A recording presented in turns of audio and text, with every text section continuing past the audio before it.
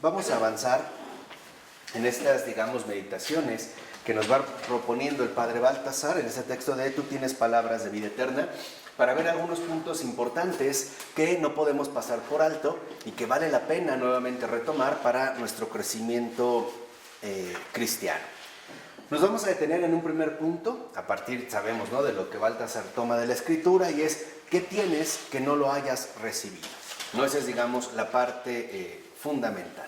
Entonces, esta expresión es algo que lo retoma a partir de la primera carta a los Corintios, capítulo 4, versículo 7, ¿no?, que es, digamos, cuando Pablo lo anuncia a los corintios diciendo que, bueno, que tienen finalmente que no hayan recibido, o sea, que no estén en pocas palabras presumiendo, ¿no?, o hinchándose unos a otros, tratando de rivalizar a través de una competencia. Entonces, aquí lo que vemos es que en un primer momento tenemos que partir de algo fundamental, y es la humildad de haber recibido. O sea, el reconocimiento de que, en pocas palabras, todo, absolutamente todo, se nos ha dado. Todo. O sea, no hay nada, por así decirlo, que hayamos logrado alcanzar por cuenta propia, o algo que hayamos podido hacer nosotros a partir, digamos, de cero. No, todo lo hemos recibido. Entonces, aquí hay un gesto importante, y es tomar en cuenta de nuevo la humildad del haber recibido, ¿no? O sea, el ser humildes para reconocer cómo todo lo hemos recibido, tanto materialmente como espiritualmente. No son los dones en este sentido que hemos recibido. Ahora, en esta humildad de haber recibido,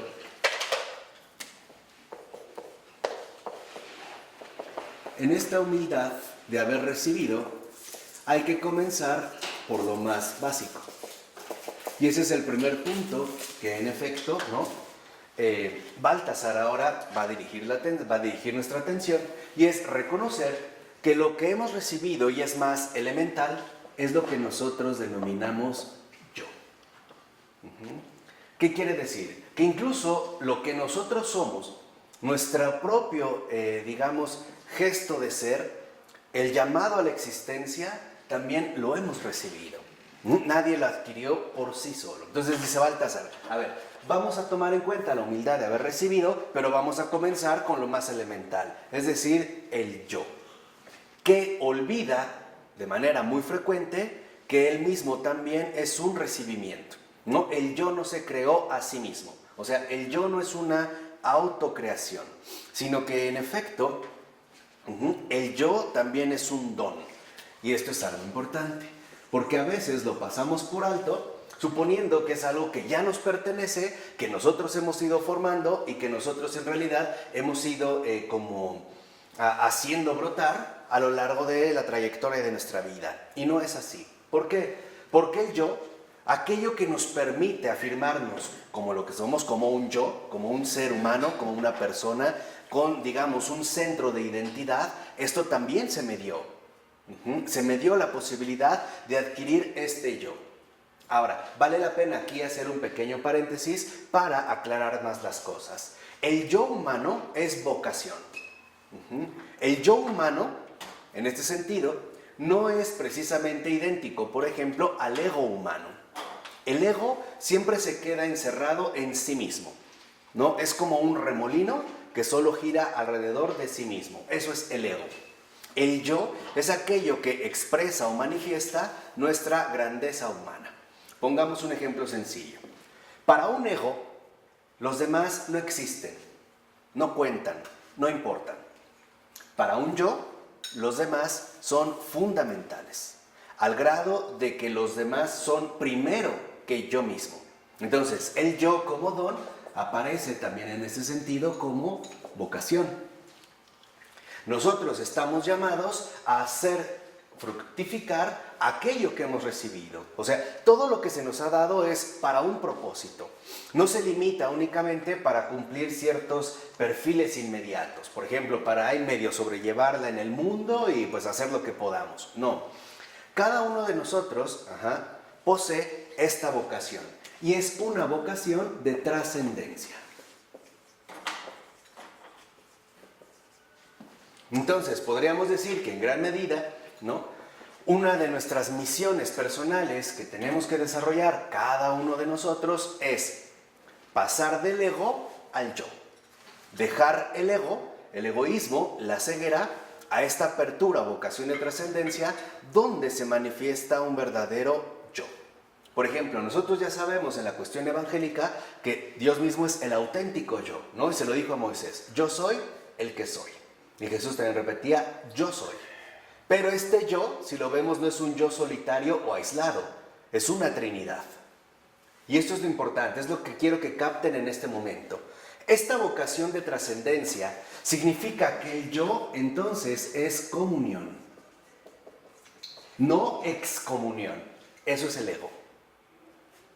No es un juego de palabras, es literal. O sea, ¿qué aprendimos? Por ejemplo, si lo recordamos con el padre Pavel Florensky, que aquello que más daña todo es la aceidad, el sí mismo, el yo mismo. Bueno, es comunión. Nuestro yo, fíjense, nuestro yo en tanto vocación de trascendencia significa que va a ser una comunión trinitaria. Y aquí está también el perfil de fondo de nuestra propia realidad creada, o sea, de nuestro ser criatural, el haber sido hechos a imagen y semejanza. Porque un verdadero yo, es decir, esta persona que ha decidido superar su ego para responder o corresponder a lo que ha recibido en tanto vocación de trascendencia, se transforma en una verdadera comunión trinitaria. Y en el caso de cada uno de nosotros como personas, esta comunión trinitaria tiene el siguiente esquema. Es una verdadera comunión con Dios, una verdadera comunión con el prójimo y una verdadera comunión conmigo. Entonces, aquí vemos en qué consiste el verdadero yo. Cuando una persona se desarrolla auténticamente, es decir, de manera genuina, siguiendo su vocación de trascendencia, es una persona que ha alcanzado la comunión trinitaria porque está en comunión con Dios, está en comunión con el prójimo y también está en comunión consigo mismo. Esto, por ejemplo, el Señor lo expresó de manera muy clara cuando resumió la ley y los profetas, ¿no? Amarás a Dios sobre todas las cosas y a tu prójimo como a ti mismo. O sea, lo que está diciendo es que ciertamente el cumplimiento adecuado de la ley y los profetas es la realización de esta vocación. O sea, el yo, lo que quiero que entiendan, es un proyecto de realización. Y esto es muy importante. El yo es un proyecto de realización. Y como todo proyecto, requiere en efecto esfuerzo, constancia y permanencia. Esto es algo importante. ¿A qué me refiero con esfuerzo, constancia y permanencia? A que muchas veces asoma, por así decirlo, nuestro yo, pero lo asoma por muy poco tiempo. O sea, a veces tenemos como desplantes de bondad. Nos sentimos los muy buenos realizando algo en particular y después ya nos cansamos o ya nos aburrió y el yo desapareció. O sea, volvimos nuevamente a dejar nuestra vocación de trascendencia para volver de nuevo a el ego. Esto también nos aclara mucho la vocación cristiana, ¿no? Que es lo que vamos a estar mencionando en este tiempo. Por eso el Señor decía que aquel, digamos, que decide seguirlo, o sea, pone la mano en el arado y voltea para atrás, no sirve para nada.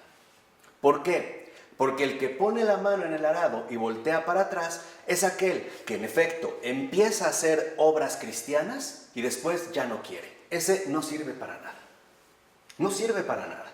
¿Por qué no sirve para nada? Fíjense, y el Señor es la verdad, no es que está exagerando. Porque entonces su yo es un yo sofocado. En lugar de ser una verdadera vocación, digamos, una verdadera anulación de esta trascendencia. A veces se siente muy fervoroso con Dios y entonces es muy generoso con los demás. Pero a veces puede ser que algo por ahí no salió bien o Dios no siente su presencia y entonces ¿quién la va a padecer? El prójimo. ¿O quién la va a padecer? Él mismo. O sea, se va finalmente a maltratar. Entonces, lo que vemos es que el ego es justamente lo opuesto al yo, porque el ego es excomunión. El ego lo que hace es sacarnos radicalmente, violentamente de esta comunión trinitaria, porque el ego solo se ve a sí mismo. Entonces, es muy importante que nosotros nos demos cuenta la gran relevancia de lo que hemos recibido, que es con lo que comenzamos, ¿no? La humildad de haber recibido. O sea, este es un acto concreto. Hemos recibido. Como seres humanos, hemos recibido un yo. Entonces, aquí es donde nosotros, en efecto, nos tenemos que dar cuenta de qué manera estamos nosotros progresando o no en nuestro proyecto de realización. Una persona, por ejemplo, que hace una buena obra y nada más, no se está realizando en su verdadera vocación. Eso lo hace cualquiera. Ayudar esporádicamente, eso lo hace cualquiera. Ayudar siempre, eso es de cristianos. Ser bueno, a veces, si estoy de buenas, si comí bien, si etcétera, eso es de paganos, eso es de todo el mundo. Siempre conservar la comunión trinitaria, esto es lo cristiano. Esto es lo que se nos dio. O sea, podemos decir, ¿para qué se nos dio un yo? Para exponer y manifestar claramente nuestra verdadera esencia, que es la comunión trinitaria. O sea, podemos decir, el yo en cuanto tal, ¿sí me van siguiendo? El yo en cuanto tal, en tanto comunión trinitaria, es confesión del Padre, del Hijo y del Espíritu Santo.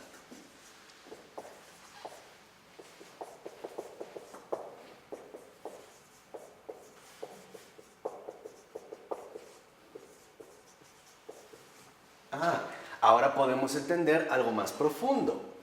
El yo que se nos dio, esto que hemos recibido como un yo, es, digamos, el proyecto de realización que toda persona debe alcanzar y es ser una alabanza perpetua para el Creador. Eso es ser un yo. Esto es literalmente lo que distingue a los justos de los injustos, a los buenos de los malos. El yo es una alabanza perpetua. Podemos decir incluso en términos más tajantes que el yo, en tanto vocación y trascendencia, bien entendido, es adoración perpetua.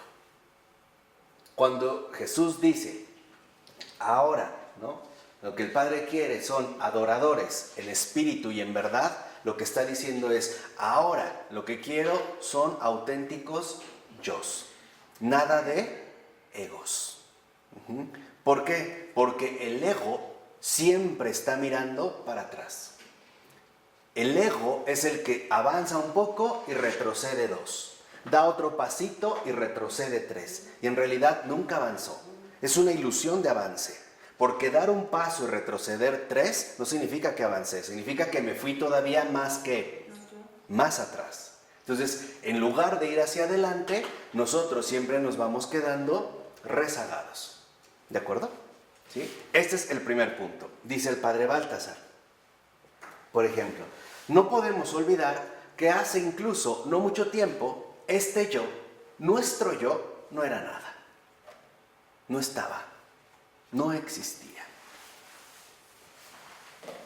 O sea, simple y sencillamente, ¿no?, nos podemos percatar de que no hace mucho, y por este hace no mucho entendemos los años terrenales que vivimos, prácticamente no éramos, no existíamos.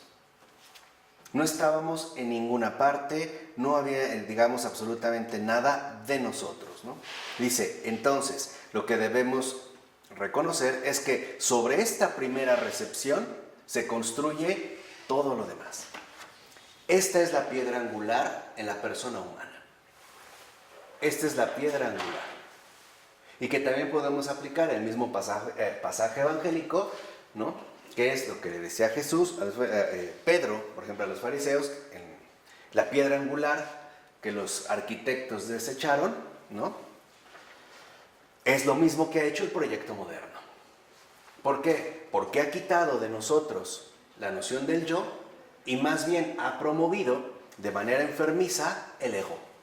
Hoy sabemos que en gran medida somos profundamente egocentristas, ¿no? O sea, nos concentramos en nuestra circunferencia limitada de existencia. Solo vemos aquello que tiene que ver conmigo mismo. Solo me intereso de algo en la medida en la que me afecta o me beneficia. No soy capaz, digamos, en ese sentido, de ir más allá. Entonces, es el yo como don, ¿no? La base de construcción. ¿Por qué? Ahorita vamos a poner una ejemplificación muy sencilla. Porque sin esta base de construcción, es decir, sin auténtica comunión trinitaria, lo único que realmente puede aparecer es una destrucción paulatina e inevitable. Ejemplo, si no partimos realmente de esta base de construcción, del don que hemos recibido como yos, como personas, entonces no tenemos una comunión, sino una excomunión, y el que no tiene una buena relación con Dios, tampoco tiene una buena relación con su prójimo, y ni siquiera consigo mismo. O al revés, el que dice tener una cercanía, una comunión con Dios, pero no con el prójimo, como dijo San Juan, miente. Porque él también es un hombre. Y eso es lo que se nos olvida. Toda persona humana que desprecia a otro ser humano, se desprecia a sí mismo. Ahí se ve el efecto del ego. Toda persona que ofende a otra persona, se ofende a sí mismo. Porque en realidad está hablando de lo que también él es. ¿Vamos? ¿Sí? Entonces, dice Baltasar, ahora tenemos que reconocer que esta base de construcción también se dio de la recepción del amor de otros seres humanos, lo cual me permitió llegar a ser hombre. Y esto es cierto, o sea, a veces olvidamos, vuelvo a repetir, que todo prácticamente lo hemos recibido, ¿no? El aprendizaje del lenguaje, esquemas de pensar, nos enseñaron a caminar, todo lo recibimos. Todo, prácticamente todo lo hemos recibido. Entonces, esta base de construcción no es una base de construcción propia, no es una construcción autónoma, no es algo que yo voy generando. Es más bien algo que los demás, en este sentido, me van aportando. Pongamos un ejemplo, las cosechas. El sembrador, básicamente lo que hace es emplear los recursos que él no ha creado. La tierra, las semillas, los frutos, no. O sea, lo único que hace es emplear todos los recursos, vamos a decirlo así, con los que cuenta, para poder realizar la labor que le corresponde. Entonces, esta base de construcción es una base de construcción común, no es solo mía, Esta base de construcción común es, digamos, como la estructura fundamental que me edificó como lo que soy, para bien o para mal. Finalmente todo lo hemos recibido. Entonces, esto es lo que nos edificó a nosotros. Dice ahora también Baltasar. Es finalmente, por ejemplo, es un puro don y un puro regalo el hecho de que pueda decir que tuve un padre y una madre, hermanos y amigos. Es también un puro don. Ninguno de nosotros se autoprodujo, ¿no?, a sus padres, ¿no? Ninguno de nosotros. Es más, ni siquiera los escogimos. Y ninguno de nosotros optó por crear sus propios hermanos. Tampoco en gran medida nuestras propias amistades. Por ejemplo, cuando llegamos a una escuela, ya estaban los alumnos. Después nos volvimos selectivos, pero ellos ya estaban ahí. O sea, hay una base común que es precisamente lo que permite que aflore o que se vaya desarrollando el yo.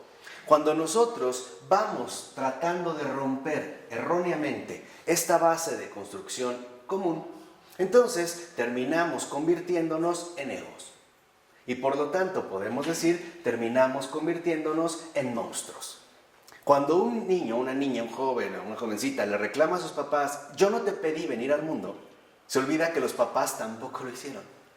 Ellos tampoco hicieron eso, no metieron su cartita y dijeron, va, yo sí voy. Pues no. Simple y sencillamente fue un voto de confianza. Es muy probable que si nuestros padres realmente hubieran sabido por anticipado cómo íbamos a hacer y todo lo que íbamos a hacer, lo hubieran pensado. Entonces, no, me espero. Y no. De antemano, por decirlo así, hubo un voto de confianza. Entonces, es muy importante que recuerde, y esta es la humildad de haber recibido, que fui alimentado, cuidado, enseñado, primero en casa, después en la escuela, después en el ámbito social en el que me muevo. Aprendí incluso a entender lo que mis sentidos me ofrecían. Yo no inventé, por ejemplo, lo dulce del azúcar. No, el azúcar ya era dulce cuando yo la probé. ¿Sí me explicó? Y aprendí, por ejemplo, a recibir este aspecto. Fui también introducido en este fenómeno extraordinario que llamamos lenguaje. Un fenómeno tan complicado que me llevó años más o menos dominar. Muchos ni siquiera todavía lo logramos a estas alturas, pero nos llevó años comprenderlo, manejarlo, dominarlo. Y también finalmente incluso fui recibiendo todo un entorno, ¿no?, incontablemente material, es decir, cultural, que también ejercía influencia en mí. O sea, pues nosotros podemos decir que en efecto somos resultado de todo lo que no somos nosotros mismos. Esta es, digamos, como la base principal de acompañamiento. Ahora, aquí, por ejemplo, vemos también que aprendimos lo que significa poder hacer algo. Fuimos creciendo. Lo que era poder, esta aventura extraordinaria que es caminar en dos piernas. Se nos olvidó. Pero es un desafío increíble. Tan es así que somos prácticamente los únicos que lo hacemos. Ningún otro ser creado camina en dos piernas. Ustedes vean a los niños lo difícil que es pararse, ¿no? Igualito a su papá cuando llega borracho los viernes, ¿no? Hasta se va agarrando, igualito a su papá. No puede, porque es realmente algo insólito. Va incluso en contra del principio de la gravedad, porque el hecho de levantarte va en contra de la gravedad. Lo olvidamos, o ya lo hacemos como de manera muy mecánica. Salvo cuando nos esguinzamos o tenemos una dificultad, ahí volvemos a entender la maravilla que es caminar en dos piernas. Pero aquí el punto está en que no olvidemos, por ejemplo, lo que significó para nosotros este poder hacer, poder dirigirme a un lado libremente. ¿Cuántos años nos costó aprender a coordinar bien nuestra vista con nuestra mano? ¿No han visto que los bebés cuando están muy pequeños les das un juguete y no lo agarran? Tuvieron que aprender. Y después la maravilla de poder dirigir con facilidad mi mano hacia un cierto objeto, ¿no? Pero finalmente, a lo largo de todo este trayecto, se me olvidó que prácticamente todo lo había recibido. Y eso entonces, ¿en qué me convirtió? En un ingrato, en un ciego. Y esta es la persona que después falsamente se va a enorgullecer de que todo lo que ha hecho ha sido por él mismo. Esta casa, este esfuerzo de mi trabajo, años que me la pasé sudando, pero al menos otros le enseñaron a trabajar, a hablar, a comer, a caminar. O sea, todos nosotros poseemos un haber recibido originario. Original, todos. Nadie de nosotros empezó de cero. Tan es así que cuando aprendimos a hablar, los demás ya sabían. Con nosotros no empezó el lenguaje, no empezó la caminata, no empezó ni siquiera la ciencia o la tecnología. O sea, cada uno de nosotros en este haber recibido original, cada uno de nosotros tiene antecedentes. Todos tenemos antecedentes.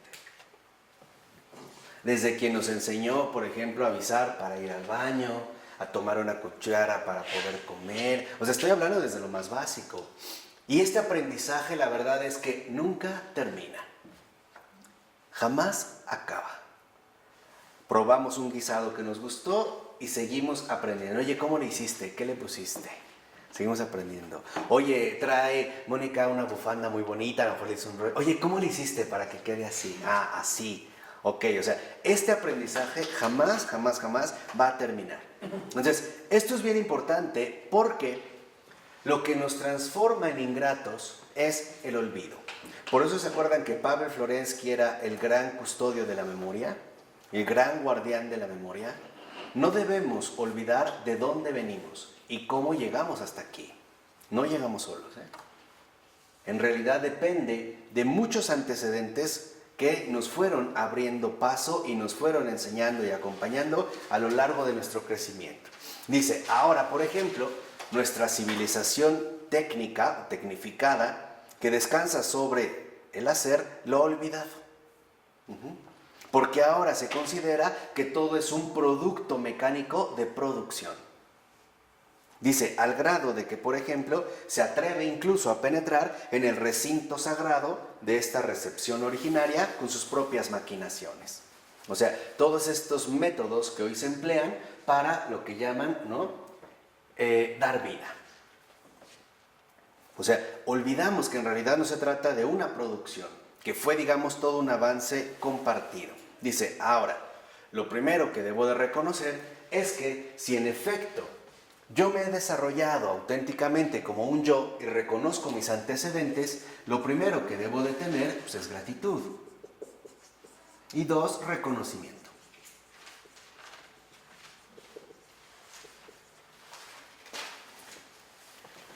Y nosotros en este sentido somos como muy olvidadizos. Nosotros siempre partimos de muy corto plazo. O sea, para mí es que yo tomé la botella, pero olvidé que para que yo pudiera tomar esta botella hubo un aprendizaje inmenso que involucró a mucha gente. Simplemente volvamos al caso de hablar. Desde la señora que nos vio en el supermercado, en el tianguis o en la calle y nos dijo, ¡ay, qué bonito! Y nos enseñó una expresión y que jamás volvimos a ver, pero que puso ahí también su granito de arena. La verdad es que tenemos una deuda impagable. Nosotros somos básicamente lo que debemos absolutamente ¿qué? Todo. A nosotros literalmente podemos preguntar ¿quién nos debe algo? Nadie. O sea, nuestra deuda en ese sentido es impagable. ¿Se acuerdan de la parábola de este empleado del señor que le debía una deuda inmensa? Y el señor se la perdona. ¿Y él por poco? ¿Cómo se puso? ¿Cómo nos ponemos nosotros? ¿Cómo nos ponemos nosotros con esas pequeñas deudas? Ya no por no hablar de deudas económicas, que no son lo primario. Con esas deudas tan pequeñas de que a lo mejor la gente no hizo lo que queríamos, pedimos o esperamos. ¿No nos ponemos como locos? ¿No parece que entonces el fallo que han hecho es inmenso? Y no estamos olvidando los enormes antecedentes, la deuda impagable que cada uno de nosotros tiene consigo mismo. Esto es algo importante porque hoy nuestra civilización justamente lo que propone es lo contrario. Hoy lo que propone es la ingratitud, ¿o no? Hoy lo que propone es la ingratitud. Y todo está como mal valorado. Gente que no hace nada, gana bien. Gente que hace mucho, no gana bien. Tú, por ejemplo, por poner un caso así, todo está como desordenado, ¿no? La gente que realmente debe de ser apoyada y valorada, no. La gente que no, sí. ¿Qué hace un senador? Sinceramente, no hace nada. Y lo sabemos. ¿Cuántos ingresos? Y eso que no gasta, porque aparte todo se lo paga, ¿no? Todo está pagado. Ahí está, digamos, lo que nosotros experimentamos. Entonces, es fundamental que nosotros veamos que si a mí se me dio, este yo también se me dio para algo. Es un propósito. Quiere decir que se me dio para darle un uso, no para emplearlo. Entonces, nosotros debemos ver si realmente somos yo o seguimos siendo egos. Egos con chispitas de yo. Ahí como que de repente les decía, no, nos sale ser bueno, pero ya después ya no. Así como que tantito, pero después ya estoy de malas, ya estoy enojado, ya estoy fastidiado, entonces ya no. Bueno, eso es un fraude, ¿verdad? Porque quiere decir que no estamos realmente en el camino adecuado. Dice, por ejemplo, ¿no? Tenemos que darnos cuenta que en efecto cada uno de nosotros es un campo vivo en el que ha de germinar una semilla. La diferencia es que nuestro campo es un espíritu vivo. Dice, o sea, lo que finalmente se me ha dado, es decir, un yo, ¿no? Que requiere todo esto, involucra que yo lo debo de fructificar. Eso es trascender. O sea, fructificar es, en el caso que estamos mencionando, dejar de ser simples seres humanos u hombres para llegar a ser personas. Pasar de ser hijo de hombre a ser hijo de Dios. Entonces, el yo es una trascendencia. Por eso insistí al inicio que es una vocación precisamente de trascendencia. Ahora dice, bueno, es mío, por ejemplo, este don en cuanto se me dio, sí, pero se me dio para que yo lo haga fructificar con la esperanza de un gran rendimiento. Y de este rendimiento voy a dar cuenta. ¿Sí me explico? O sea, no nos van a decir, por ejemplo, a ver, ¿cuántos pasteles de nuez te comiste? No, nos van a decir, ¿quién eres? ¿Quién eres? Porque en efecto, esto es, digamos, lo que está como en la raíz más profunda de todo nuestro desarrollo ordinario. Entonces, necesitamos evaluar sinceramente, es decir, a conciencia y en conciencia, cuál es nuestro eje fundamental de movimiento. ¿Realmente nos movemos como yos o más bien nos retrocedemos como egos? Emocionalmente, intelectualmente, espiritualmente, materialmente, socialmente. O sea, ¿cuál es realmente el centro de gravedad a partir del cual se ha erigido toda mi vida? El ego, porque dijimos que es, bueno, el yo está llamado a ser base ¿qué? De construcción. Cuando la base de construcción es el ego, siempre todo se viene abajo. Les voy a poner un ejemplo bien sencillo, nomás para que lo vean, como esto es lo que hace que no sembremos en suelo firme, sino en arena. Cualquier cosa nos derrumba. Me compré una camisa para que me dijeras que me veía muy bonita. No me dijiste nada. El mundo se me vino abajo. Ya me entristecí, ya me enojé, ya empecé a reclamar. ¿Para qué me arreglo si tú ni cuenta te das? No vale la pena, no te importo. De seguro ya andas con esa zorra del Facebook que te manda tantos likes y no sé qué, no soy todo. O sea, todo se viene abajo. ¿Por qué? Porque el ego no tiene fundamento. El yo sí. Y esto es algo fundamental. ¿Por qué? Porque eso es lo que nosotros debemos de darnos cuenta. O sea, realmente, ¿a partir de qué se ha ido edificando nuestra propia vida? ¿Cómo nos podemos dar cuenta? Muy fácil. ¿Cuáles son nuestras reacciones ordinarias? ¿Nos sentimos fácilmente agredidos u ofendidos? Les voy a hacer una comparación que de hecho es del Papa Francisco. Cuando habla de la corrupción decía, hay mujeres que se sintieron súper agredidas porque en la calle al salir del centro comercial les quitaron su bolsa. Es un maldito, no sé qué, muerto de hambre, y no solo él, las autoridades que no hacen nada, despotrica contra todos, y ese guardia inútil que no hizo nada, y ese señor estúpido que vio y no movió un dedo. O sea, la ofensa es enorme. Pero no dice nada de los millones que su esposo se roba diariamente. Por ejemplo, a partir de ser funcionario del Estado. Eso sí no lo ve. Eso sí no le interesa. Aquí es donde tenemos que darnos cuenta de algo sincero, Esta base de construcción es una base recta y sólida, no torcida y floja. No, o sea, ¿cuáles son realmente los criterios fundamentales que asumimos en nuestra vida? ¿Cuántas veces, por ejemplo, también, ¿no? Una mujer se puede enloquecer porque se enteró de que su vecina engañó a su marido con otro hombre. era una descarada. Ah, pero su amiga tiene su aventurita, pero está bien, ella es discreta. Ella es fina, ¿eh? Uy, nadie se entera. Mira, ella sí es una dama, ¿eh? No, ella se da a respetar, o sea, no, ella nadie se entera. Sí, sí tiene sus movidas, pero vaya, o sea, es muy discreta. Aquí vemos literalmente, ¿no? ¿Cuál es nuestro estado real interno? ¿Es un estado recto o es un estado retorcido?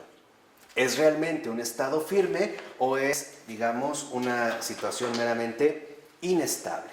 Así que entonces lo que vemos en este sentido es que quien va seriamente en busca de su yo debería encontrar al que se lo regaló.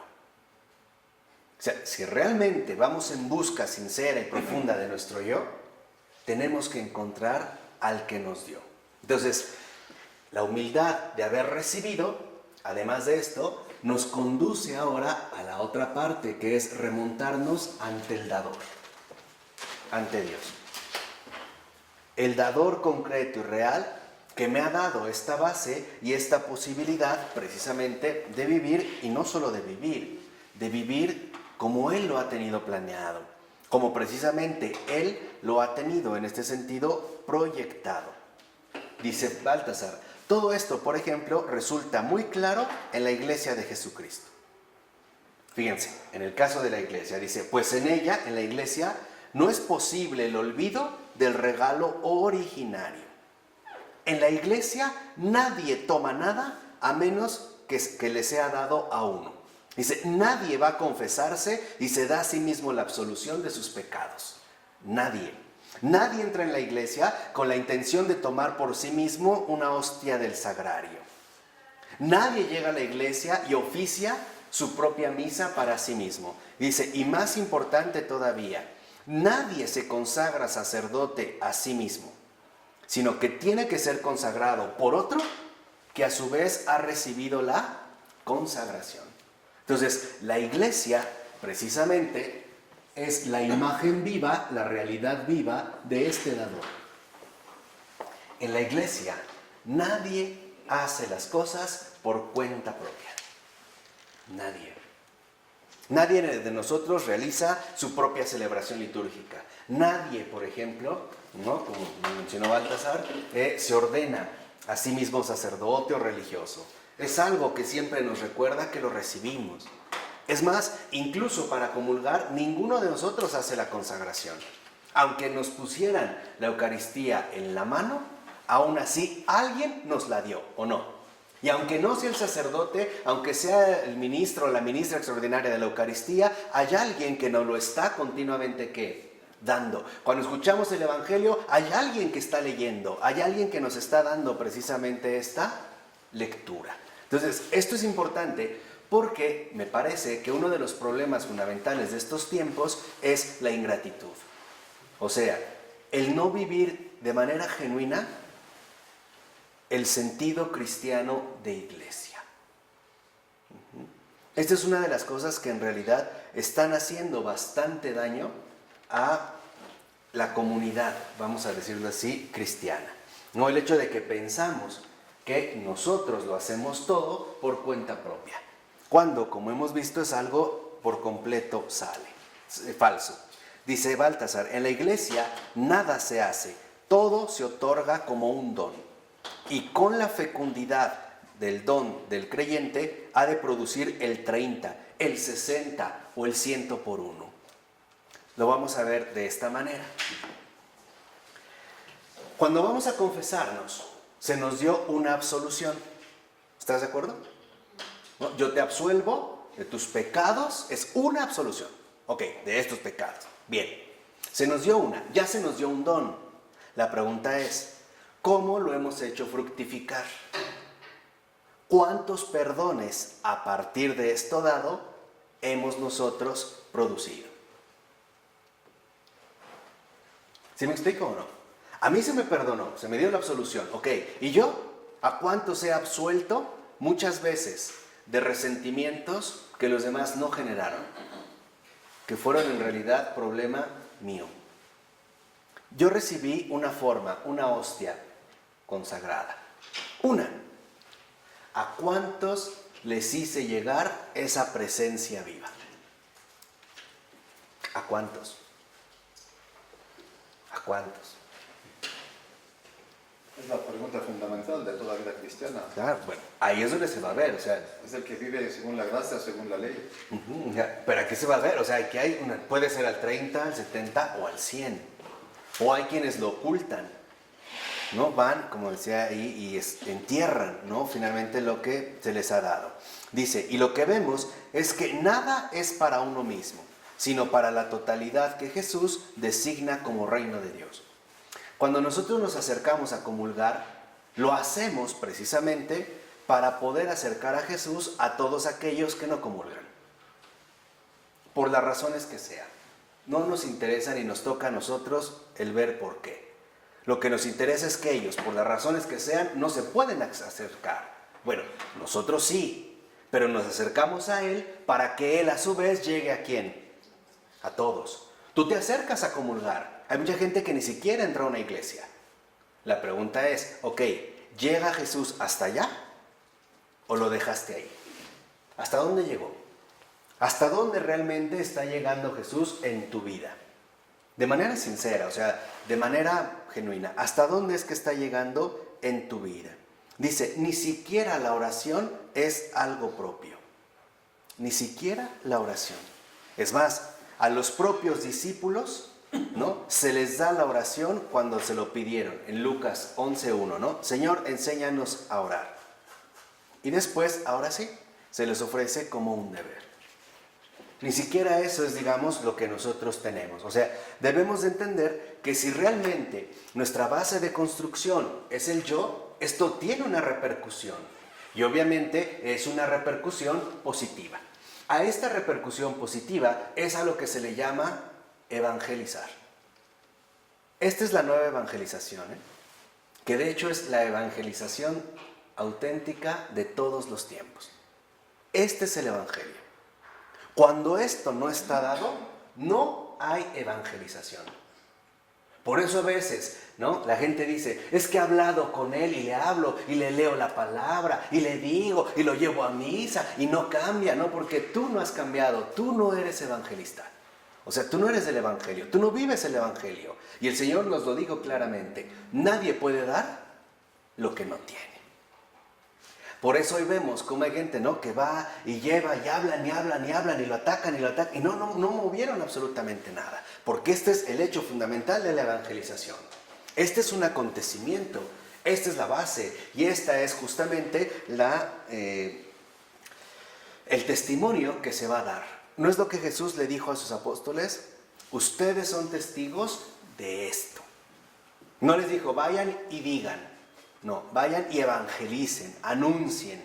El anuncio, precisamente la evangelización, dependerá de si estamos nosotros realmente realizándonos en nuestra vocación de trascendencia o no. Dice también Baltasar, esta recepción que en principio nos muestra que el Señor al mismo tiempo nos ha dado fecundidad, ¿no? En esta recepción que nos hace fecundos, presupone una disponibilidad abierta, que es lo contrario de la actividad. Y aquí es donde yo quiero aclarar la cosa.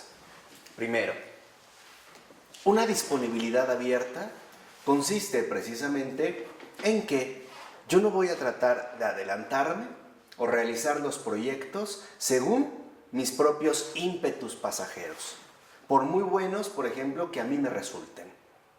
Porque ese es otro de los errores que hoy cometemos, el activismo, ¿no? Empezamos a elaborar proyectos que nos suenan bien, que nos resultan agradables, pero que probablemente no sean, en último término, lo que el Señor está pidiendo. Y por eso dice, si el Señor no construye la casa, en vano se esfuerzan los trabajadores. Por eso vemos cómo a veces nuestros negocios, nuestros proyectos, nuestros planes se vienen abajo. Una y otra y otra y otra. Y luego volteamos al cielo encendidos de ira, diciéndole a Dios que ¿por qué no me ayuda? ¿Por qué me odia? ¿Por qué me está haciendo la vida de cuadritos? cuando en realidad Él ni siquiera ha hecho nada. ¿Por qué? Porque no le hemos dejado hacer absolutamente nada. Por eso dice, lo que tenemos que ver es que en efecto, ¿no?, a diferencia de los niños, ¿no?, nosotros siempre queremos tomar una iniciativa. Nos suena muy bien, muy agradable, y después empezamos a experimentar, por ejemplo, las consecuencias dolorosas de nuestras precipitaciones. ¿Cuántas veces en una fiesta, en una cena, conocimos a una persona y salimos convencidísimos que era el amor de nuestra vida? Que nunca había conocido una persona así. Salimos 2, 3 veces, no, la locura, nos fuimos a vivir juntos, casi nos matamos. O sea, y aquí empezamos a ver que hay como un detalle de precipitación. Dice, por el contrario, los niños duermen mucho y por eso dependen de los dones. ¿Por eso dependen? De los dones. ¿Por qué? Porque tenemos que entender que en efecto la iglesia, lo mismo que nosotros, que somos iglesia, debemos de ser una fecundidad permanente, no a veces. Vamos a ponerlo de esta manera. Ser cristiano es un compromiso de tiempo completo. Si no, no se es cristiano. Uno no puede ser cristiano a medias, ¿eh? Es o sí o no. Es o de tiempo completo, en una entrega fundamental del corazón, o no. O no. Ahí es cuando nosotros empezaremos a ver realmente en dónde estamos colocados. ¿Estamos colocados en un sí auténtico o estamos colocados en un sí, pero no? Sí, pero no. Que es a veces lo que nosotros hacemos de manera bien ordinaria. Y ahí se ve, ¿no?, lo condicionados que vivimos. Te invito a comer. Sí, pero yo escojo. Vamos al cine. Sí, pero yo escojo la película. ¿Me quieres? Sí, pero a veces no. ¿No? O sea, detalles, siempre estamos como condicionados. No, en realidad, esta base de construcción recta y sólida es una disponibilidad abierta. Ahorita vamos a ver la repercusión de esto, disponibilidad abierta. El beato Antonio Rosmini hablaba de una disponibilidad inmóvil, ¿no? Pero es lo mismo. ¿A qué se refiere con esto? Que en realidad nuestra base de construcción significa que siempre estoy dispuesto a hacer lo que el Señor quiera, o también dejar de hacer. Esa es mi disponibilidad abierta. Porque hay muchas personas que sí están dispuestas a ayudar, pero cuando les nace, cuando tienen ganas, o cuando ellos quieren, o como ellos quieren. Y hay personas que, por ejemplo, están dispuestas a recibir también solo lo que quieren, no todo.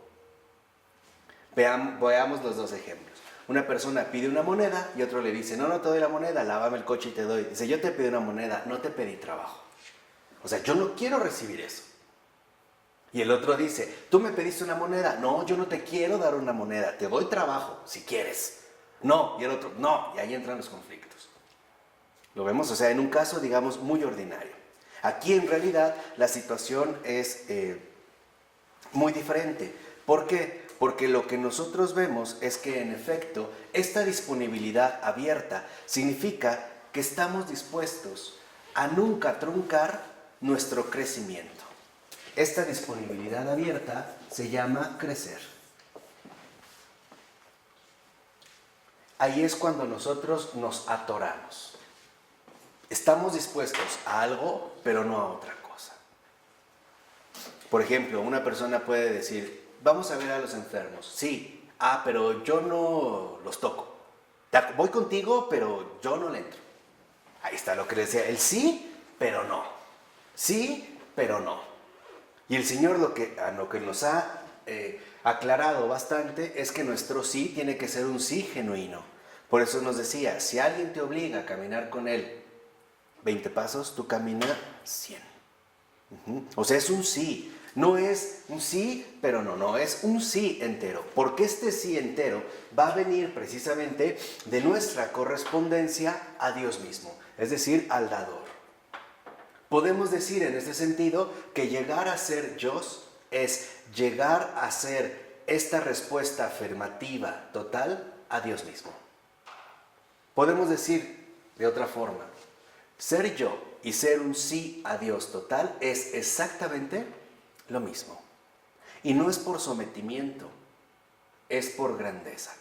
Lo intuimos en el Padre Nuestro. Hágase tu voluntad en la tierra, así como en el cielo. Y nosotros ya sabemos cómo son las cosas en el cielo. Maravillosas. ¿Por qué son maravillosas? Porque ahí sí se cumple la voluntad ¿qué? De Dios.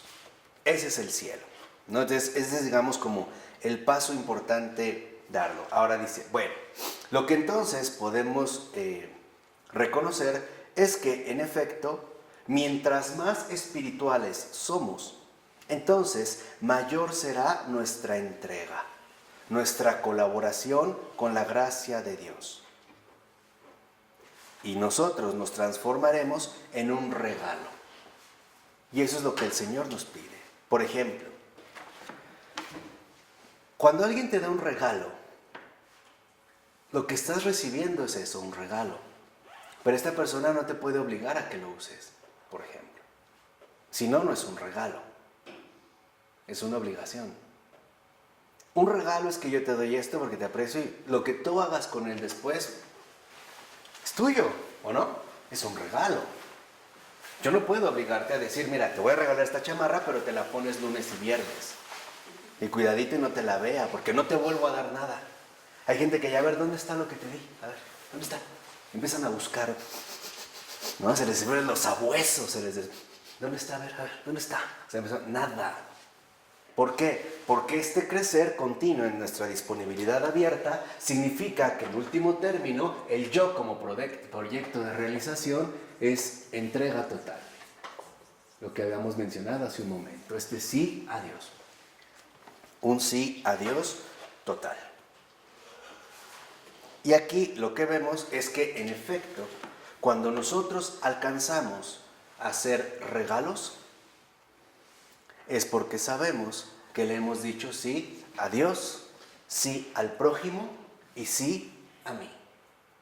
He entendido que mi llamado fundamental es desarrollarme en, digamos, en sintonía plena con esta comunión trinitaria, cuyo fondo de vida es una confesión continua del Padre, del Hijo y del Espíritu Santo. Y por lo tanto, yo soy un verdadero creyente. Puede decirse que entonces sí soy un hombre de fe. Puede decirse entonces que sí soy un hijo de Dios, o un cristiano, o un santo. Es exactamente lo mismo. Es una frase que relata el Evangelio según San Marcos, capítulo 3, versículos 31 y 35. Ese es mi hermano, mi madre, ese es mi hermano, mi hermana y mi madre. Ya ubicamos, digamos, a qué se refiere este llamado, ¿no? Sabemos que la familia de sangre de Jesús está afuera, él está predicando y lo mandan a llamar. Pero él no se deja acaparar por ellos, ¿no? Dice Baltasar, está ocupado fundando una nueva familia. O sea, viene su familia de sangre, le habla y él no se deja acaparar. No, está ocupado, está fundando una nueva familia. Entonces, aparece el primer punto, una nueva familia. ¿Qué es la que dijo Jesús? Ese es mi hermano, mi hermana y mi madre. Esta nueva familia es una fundación. ¿Qué ha hecho Jesús? Ok. En esta fundación podemos entender un rasgo central y es el siguiente. ¿En qué se basa esta nueva familia? ¿Cuáles son, por así decirlo, los lazos, ¿no?, que los une? ¿Cuál es, digamos, el centro que los integra? La procedencia común del Padre. Esa es la nueva familia. Esta nueva fundación viene dada a partir de la procedencia común del Padre.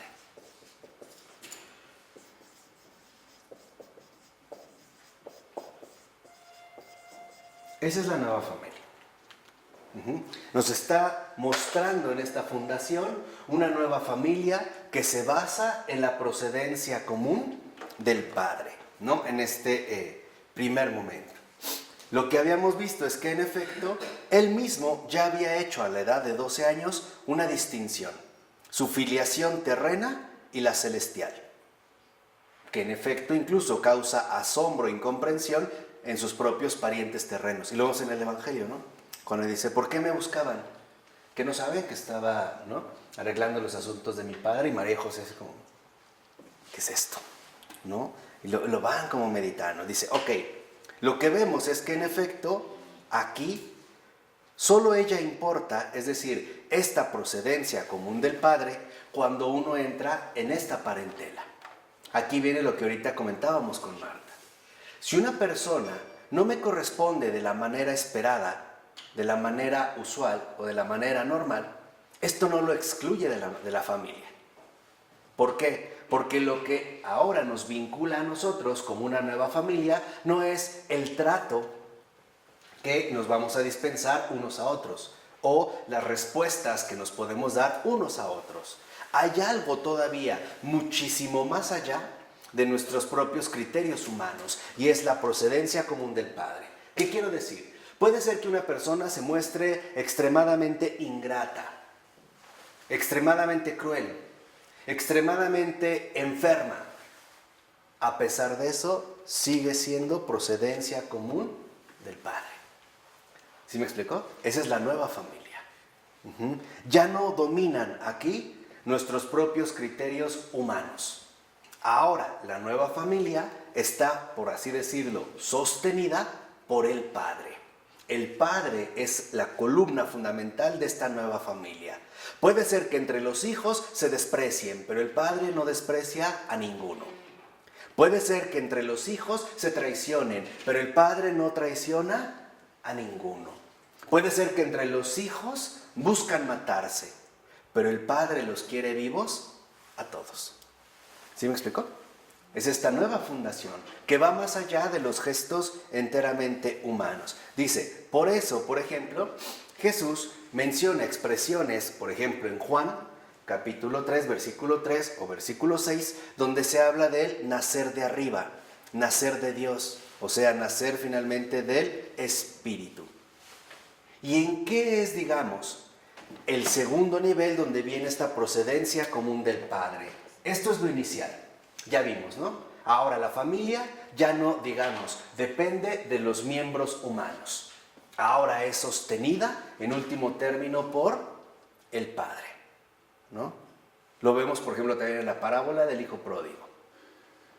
El Padre es Padre con el que se va y con el que se queda, aunque ninguno de los dos sea un buen hijo, porque ninguno de los dos lo es, ¿eh? Pero el Padre, Él sí, sigue siendo ¿qué? Padre, aunque los hijos hayan fallado a su modo o a su manera. Pero aquí entra un detalle fundamental. Ok, esta procedencia común del Padre conlleva ahora a un ingreso. Y para poder ingresar a esta nueva familia, ¿no?, se da algo extraordinariamente simple: hacer la voluntad de Dios. Esto es realmente lo que me confirma en esta nueva familia. Esta procedencia común del Padre va a involucrar o implicar una confirmación. O sea, a ver, veámoslo de esta manera. El Padre nos ha dicho, yo te acepto como hijo. La pregunta es, ¿y tú me aceptas como padre o no? ¿Cómo, de qué depende nuestra respuesta?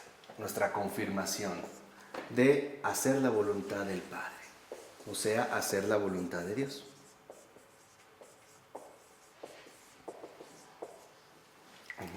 Para que vean esta fundación que está haciendo Jesús en este momento. Ahora, ¿cómo hacerla? Y este es un detalle importante, porque hay mucha gente que se pregunta, bueno, ¿y cómo sé cuál es la voluntad de Dios? ¿Cómo sé qué es lo que Dios quiere de mí? ¿Cómo sé? Y sí, o sea, son preguntas genuinas. ¿Cómo sé cuál es la voluntad de Dios? Hablan de la voluntad de Dios, pero pues, ¿cómo sé cuál es en mi vida? Y dice, bueno, Jesús nos dio la respuesta. Hacer la voluntad de Dios tal y como Él la hace. Por ejemplo, Él vive y se alimenta de ella con todo su ser, que también es humano. Entonces, es vivir y alimentarse de ella con todo el ser, no para ratos. Y Él lo hace como humano. Es decir, nos enseña que humanamente sí nos ha abierto la posibilidad de ingresar a esta nueva ¿qué? Familia. Entonces, podemos decir, hacer la voluntad de Dios no se reduce a realizar ciertas obras o actividades. Esa no necesariamente es la voluntad de Dios y ahí nos podemos, de verdad, nos vamos a llevar enormes sorpresas. No, hacer la voluntad de Dios es alimentarme de Él en cada momento de mi vida. Saber que ante todo lo primero es Él y no yo, o mis expectativas, mis planes, mis proyectos. Hacer la voluntad del Padre es aceptar al Padre como mi sustento, como mi alimento, como mi base, como mi protección. En pocas palabras, aceptarlo como mi todo. Si lo ven, no se reduce al ámbito del hacer, de la actividad, sino que se va al ámbito del ser.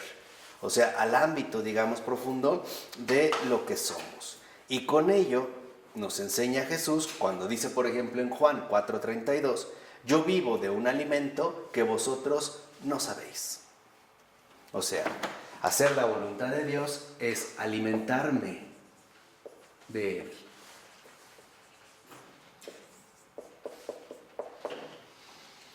¿Cómo me voy a alimentar de Él? Dejando que Él sea el alimento adecuado, por ejemplo, para nutrir mis pensamientos. Y no dejarme llevar muchas veces por mis pensamientos retorcidos, enfermizos, dañinos, aflictivos, depresivos.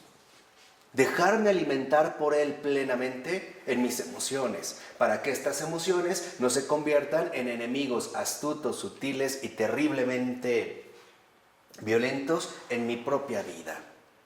Reconocer que mi primer alimento y más importante es Él. No yo ni lo que se me puede ofrecer, digamos, en un momento particular de mi vida. Y lo que vemos es que, a su vez, esto involucra una radicalidad. ¿Por qué? Porque en esta radicalidad también involucran, digamos, aquellos aspectos que probablemente en términos humanos no nos agraden, pero que el Padre sí los ve con buenos ojos. Por ejemplo, las palabras que menciona Jesús en Getsemaní, la copa que me ha dado el Padre, no la voy a beber.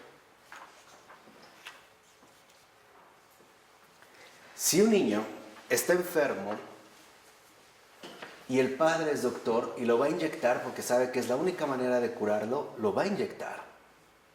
Aunque el niño no lo vea con buenos ojos, ¿no? Pero es porque se espera o se supone que el padre sabe lo que hace, ¿o no?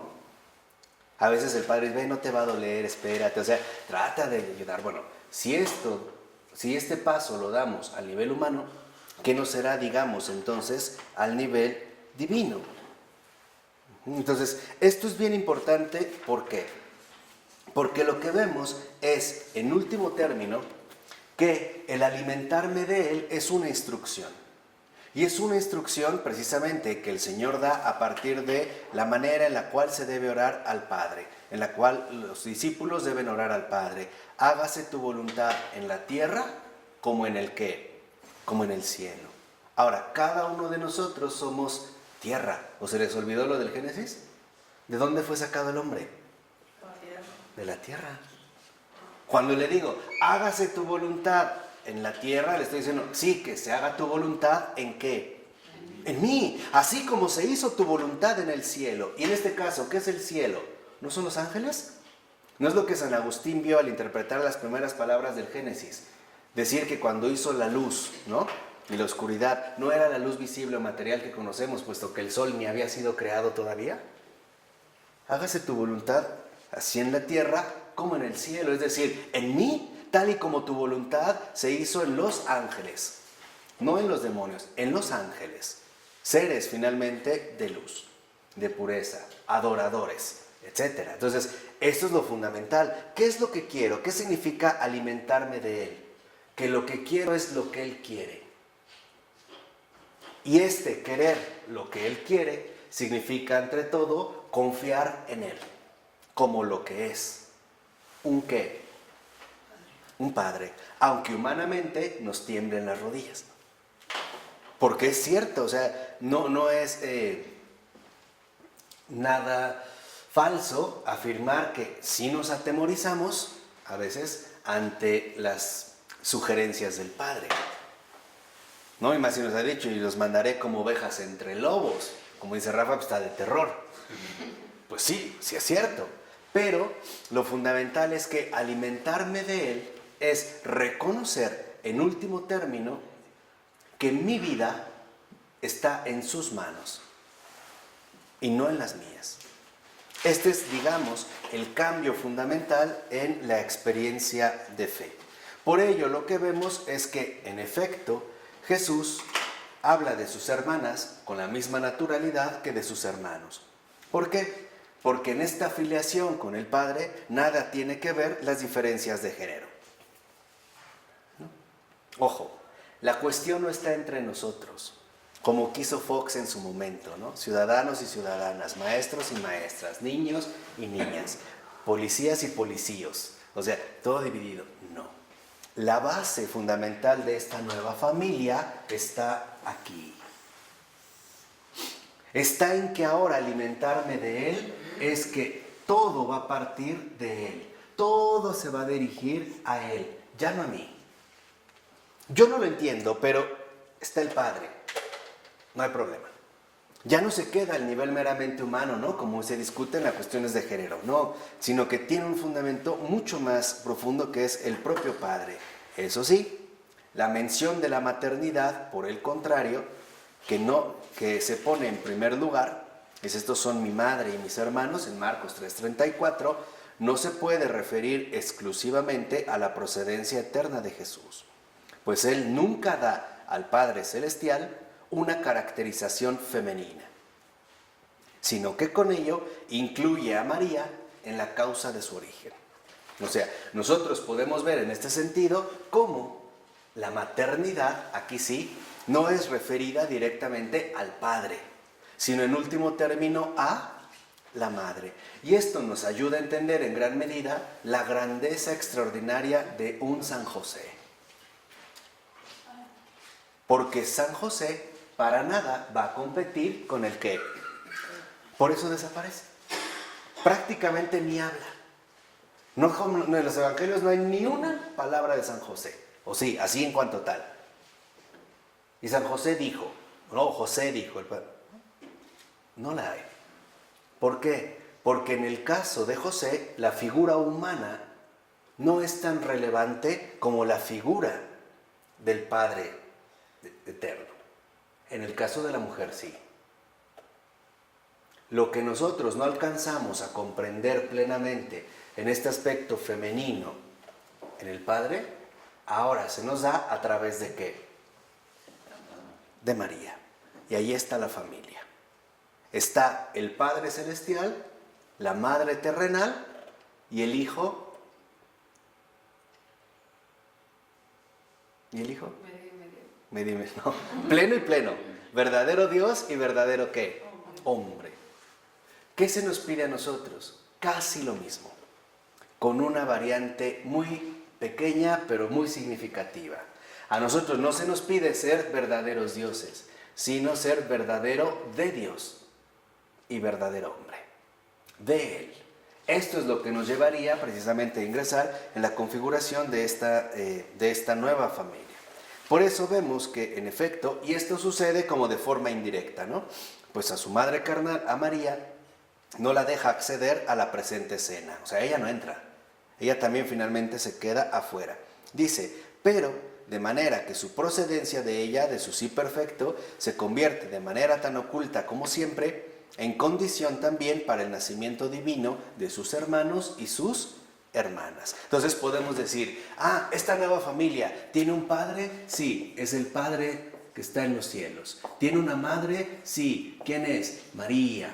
Y justo a partir de este padre y de esta madre es que vienen los hermanos y las hermanas.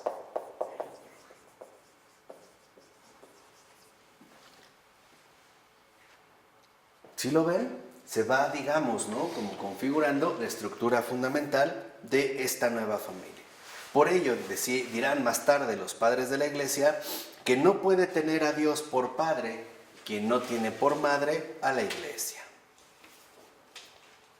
Porque entonces no formaría, digamos, parte de esta familia, ¿no?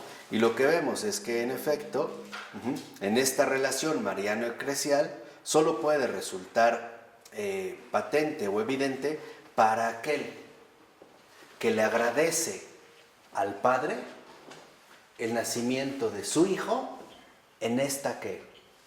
Madre María, en esta Madre Iglesia, en esta María Iglesia. Y al revés, aquellos hermanos y hermanas que agradecen a la Madre, a María, a la Iglesia, que haya aceptado la fundación familiar que tenía pensado desde antes de la creación del mundo, ¿el qué? El Padre. En esta misma relación. Entonces, esto nos lleva a darnos cuenta, en último término, de algo muy sencillo. Cuando Jesús dice, este es mi hermano, esta es mi hermana, esta es mi madre, ¿no? Y va como, digamos, dando señalizaciones muy concretas, nos está hablando finalmente de esta nueva familia a la que también nosotros hemos sido congregados. Una nueva familia que en último término está esperando nuestra confirmación. Y por lo tanto, un auténtico sentido de pertenencia. ¿De acuerdo? Bueno, vamos a dejarlo hasta aquí. Padre, del Hijo y del Espíritu Santo. Amén.